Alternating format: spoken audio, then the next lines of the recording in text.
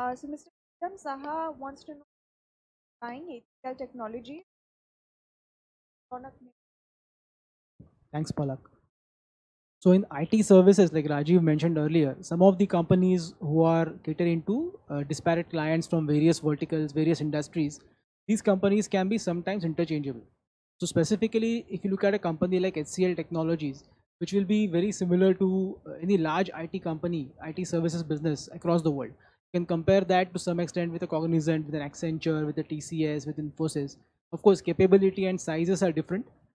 Even the ability to work on larger contracts changes over a period of time. But HCL Tech is one of the larger IT companies which has consistent cash flows, consistent sales growth, and also profitable operations over a long period of time. And this company has demonstrated the way to operate in the IT industry, just like many of the other Indian IT services companies we have seen.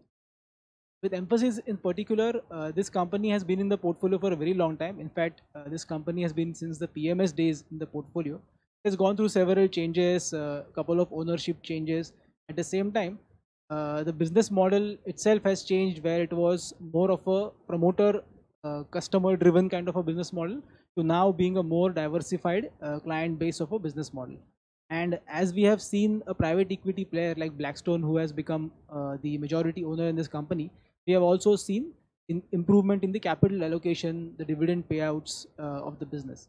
In fact, over the long history of ownership of Emphasis in the portfolio, we have seen one common thread, that this company always generates consistent operating cash flow, has operated itself with a low debt, in fact zero debt, and in many cases even the cash position was a significant chunk of the market cap.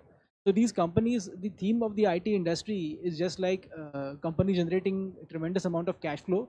The only thing that we have to worry about is, can these companies consistently grow? Can they become leaders in their verticals? Can they become dominant service providers to all their customers in various verticals?